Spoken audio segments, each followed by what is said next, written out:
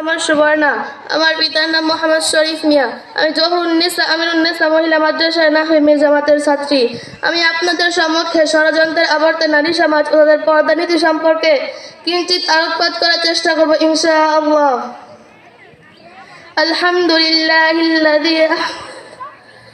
আলহামদুলিল্লাহিল্লাযী হাদানা লিখায়রিল আদিয়ান ওয়াসসালাতু ওয়াসসালামু আলা মান উরসিলা ইলা কাফফাতিল ইনসি ওয়াল জান।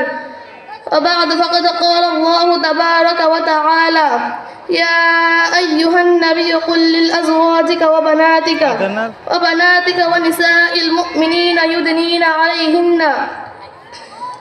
عليهن من جلابيبهن. وقال رسول الله صلى الله عليه وسلم ما تركت بعد فتنة أضر على رجال من النساء.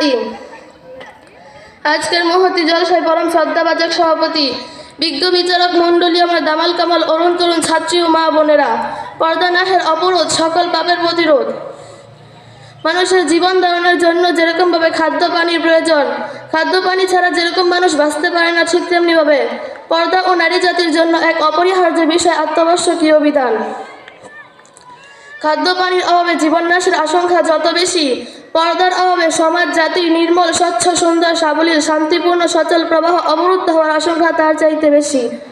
কেননা যার খাদ্য পানির অভাব হয় শুধু সে নিজে মারা যায়, অথচ একজন পর্দাহীনা লজ্জাহীনা নারীর দরুন শুধু তার নিজে ধ্বংসকর্ম সাধিত হয় না, বরং সাথে সাথে সে ধ্বংস করে সামাজিক পরিবেশ, 10-20টি জীবন, সমাজ জীবনকে গড়ে তোলে সমস্যা সংকুল ও দুর্বিষহ। আর সে নিজে তো চরমভাবে ক্ষতিগ্রস্ত লজ্জিত হয় অনেক আগেই। এটাই পর্দাহীনতার খোদাই অভিশাপ ও ভয়াবহ পরিণতি। সম্মানিত উপস্থিতি, আজ এই পর্দার বিধান অনুসরণ না করার কারণে পত্র পত্রিকা খুললেই দেখতে পাই নারী ধর্ষণ, খুন, অপহরণ, এসিড নিক্ষেপ, চরম দুঃখজনক সংবাদ। এই পর্দাহীনতার কারণে সমাজে ঘরে ঘরে স্বামী স্ত্রীতে চলছে মনোমালিন্য, গড়ছে ঝগড়া কলহ, বিবাদ বিসংবাদ, অবশেষে সোনার সংসার ভেঙে হচ্ছে খান খান। এই পর্দাহীনতার কারণেই সমাজে ছড়াচ্ছে জেনা ব্যভিচার, যুবক যুবতীরা লিপ্ত হচ্ছে অবৈধ কর্মকাণ্ডে, নারী হারাচ্ছে তার সবচাইতে মূল্যবান সম্পদ নারীত্ব, আর খোয়াচ্ছে কুমারী তার অমূল্য সতীত্ব। এ পর্দাহীনতার কুপ্রভাবে উদ্যোক্ত হচ্ছে নিত্য নতুন রোগ, মরণ ব্যাধি, এইডস ও অন্যান্য ভয়ঙ্কর ব্যাধি। যদ্রুন এশিয়া ও আফ্রিকা, ইউরোপ ও আমেরিকা হতে সর্বত্রই মৃত্যুর হিমশীতল কোলে ঢলে পড়ছে লাখ লাখ বনিয়াদম। আপনারাই বলুন, এসব কি পর্দাহীনতার নগদ অভিশাপ নয় কি?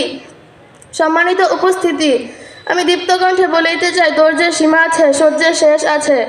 এতদিন পর্যন্ত তোমরা আঘাত হেরস করেছ আমাদের আমল ও আখলাকের ডালপালা শাখা প্রশাখায়, কিন্তু তোমরা এখন সব দিক থেকে ব্যর্থ হয়ে পুরোপুরি হতাশ হয়ে আমাদের ঈমান নামক বৃক্ষের গোড়া কাটতে উদ্যত হয়েছ। কিন্তু তোমরা খুব ভালোভাবে ইয়াদ রেখো, দিলের কারণে শুনে রাখো, আমরা আমাদের শরীরের শেষ বিন্দু পরিমাণ রক্ত দিয়ে হলেও, জীবন বাজি রেখে হলেও, সর্বোচ্চ শক্তি নিংড়ে দিয়ে হলেও আমরা আমাদের স্বাধীন সবুজ দেশকে, আমাদের ঈমান ও আকাইদকে, আমাদের বিশ্বজয়ী তাহজিব ও তামাদ্দুনকে, আমাদের কালজয়ী সভ্যতা ও সংস্কৃতিকে, আমাদের প্রভুর প্রদত্ত পর্দার বিধানকে, আমাদের সম্ভ্রান্ত মা বোনদেরকে তোমাদের সকল ষড়যন্ত্র চক্রান্ত হতে হিফাজত করবই করব ইনশাআল্লাহ।